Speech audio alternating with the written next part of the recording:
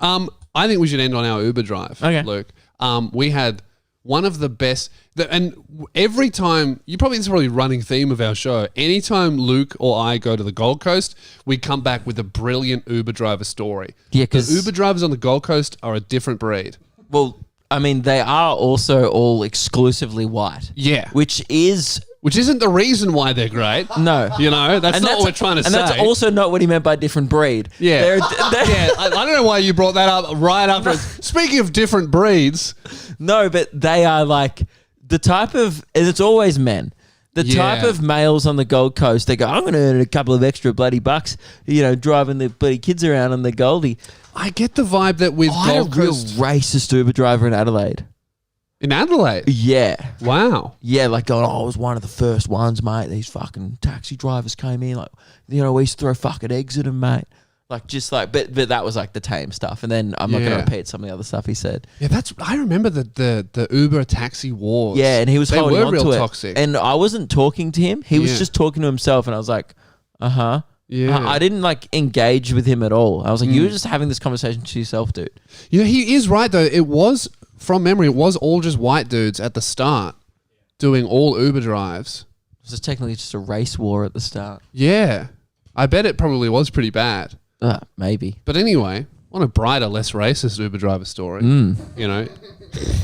we had Mick, right? Which is, I get the vibe that most Uber drivers in the world are trying to make a bit of extra cash or trying to get by because maybe they don't have the skills or the language to do other things. Some, you get the early retiree. Yes. That didn't want to continue working 5 days a week, but they go, I'll drive on the weekends. Yeah, a bit of extra cash, right? But I think on the Gold Coast, a lot of the drivers are doing it for fun and for banter. And to support what is quite an affluent lifestyle there. Yes. Yeah. I think. Yes. Because they all got nice cars. They do. It never seems like they need the money. It seems like they just want it for spending cash. It's a bit like LA in the sense that everyone's kind of trying to keep up this. It's like LA, but if there was no Hollywood, there was just like a giant OnlyFans porn studio. But there is the version of what is it, attempted Hollywood, like the Hollywood Boulevard is Cavill Avenue. There's a Ripley's, believe it or not. Yes. And a 24-hour McDonald's. It's trashy and fame obsessed and fake titties everywhere. And there's like that Celeb Inc. place that's around the corner. That's right. It's hilarious. True. Like tattoos. And it's a tattoo parlor with glass windows. So it's exclusively for people who want to be seen getting tattooed. Yeah. Like it's not like in most tattoo places in like a upstairs thing or because it doesn't matter. But this is like they play prime real estate in a shopping center, so you can get tatted while people walk past. It's like a show. Yes, yeah, and the homeless are just ignored and deteriorating. Very LA. And Apollo Jackson from The Bachelor does magic tricks there. That's super LA. Pretty cool. Yeah, absolutely. Yeah. And real famous people like me, I go there sometimes. Yeah. It's exactly like LA. So we get in the. We get in. Yeah, I was. We get in the Uber with Mick, and Mick tells us straight away he's a DJ, and we're like, this is going to be a sweet drive.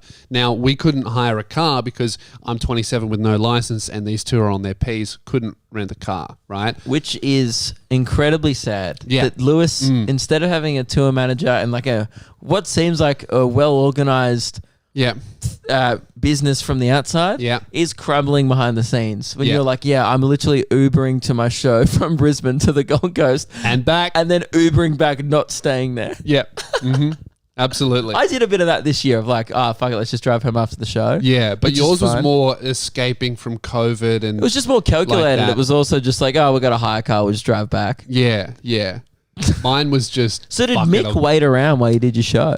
No, we got him on the way back. Okay. Right. So you had two different drivers. Yeah. So on the way back, he tells us he's a DJ, and then Keelan just straight away goes, "Oh, I guess you'll have the best playlist of every Uber drive ever." And then Mick goes, "I guarantee it." Smart. Apply pressure early and make him say a big call, and then he has to back it up for an hour and a half. And he did. He goes, "I guarantee it." And then he puts on this specific DJ playlist. He goes, "This one I play all the time, and it's bangers only." And then Keelan goes, "We'll see." And at the end of every single song, Mick. we all start going, "What's it going to be? What's the next song? What is it?" And dude, it was all the way from Gold Coast to Brisbane, Not a single average song. No, there He was one right. bad song, and I told him. That was up for debate. I told him, and he said, "Nah, mate, it's a banger." Yeah, Keelan was. So he wasn't really open to criticism. we got into Gold Coast, and this one song plays, and Keelan goes, "Nah, you've ruined the ride." And Mick was like, "What? What song was it?" I don't remember. I thought I I was. bet it was just some. How old was he? He's in his 50s 60s. or 60s. Was yeah. it just some like R&B song from like the 90s that you'd just never heard of? No, But it probably I hadn't was. heard it before on Gold FM, probably. But it was So just, that was the vibe he was playing. Gold 104.3 tracks. Yeah, It was just like one of those shitty We love built songs. this city. That was actually on. Yeah. that was, that was on there. Of course, mate. I think Horses was on there. yeah, that was probably the worst song. Yeah. That's that song. what Well, was that's- the best song you think? That is, you're incorrect Either it about was that. ABBA or Elvis. Yeah. But I'm actually I like not. Elvis. He's some sort of a king. I'm not a I've heard that. huge. I'm not a huge ABBA man Yeah. myself. I think they're pretty good. I just don't love them. Yeah, but I'm wrong. Mixed in around all of the other songs that Mix picked. Yeah. Mix picks. Mixed It is good. And Can we get a hold of this playlist called Mix Picks? Actually, we Ooh. can because I have his number. Can you ask him to Keelan send got it his through, number after. and we'll publicly release Mix Picks maybe? yeah, we'll make a Spotify playlist and we'll go Mix picks, and you can drive if you want the real authentic experience. Drive from Gold Coast to Brisbane, and then light a $200 on fire at the end. But we're doing this and we're having the best time ever. He's telling all of these funny stories about him DJing. We're trading stories, and then we just start getting really excited because the songs kept getting better and better and better. And then in time, with every single song, we started just chanting, "I'm gay." And then Mick starts doing it. Yeah. We got an hour into the drive, and he's driving along like this. I'm gay. It was truly, truly great.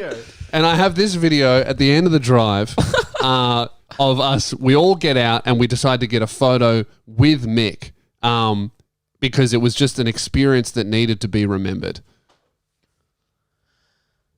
You know, it's a good Uber drive when you get a pic with the Uber driver afterwards. They're like, you only do that with Mick or Darren Levy. Yeah. The only two Uber drivers that you throw a pic with at the end. Otherwise, it's like, thanks very much, 5 stars. I'll never see you again. Except for Ken in Canberra, that time where I got the same Uber driver 3 times in one day. I'll never forget Ken. I'll probably think about him forever. I think about that sometimes when I get into an Uber, and whenever I go to Canberra now, I expect to see him. I always do the same thing. I look out for Ken. Yeah, have you ever seen him? Nah. I wonder. He maybe. might have moved back to Malaysia because he said he had family there, but this was pre-COVID. Maybe as COVID hit, although not a great time to move back to Malaysia. Hope he's all right. Yeah. I feel like pure shit. Just want Ken back. I know. He's in the credits of my comedy special still. Oh, really? I blurred his face, but like, yeah, because to prove it. That's right, you Because I have told all photos. those stories Yeah. of me in LA and, in New York, bumping into Kesha. And then I have me on the set of Jimmy Fallon, and I have all the photos that's kind of like to prove that it was all real at the end. And Ken's in there, the screenshot of the ride. That's Because I really went funny. back through our Uber history and found it. 'Cause That's it so was Pretty cool. easy to find. It was 3 trips. So. This is the end of our drive with DJ Mick.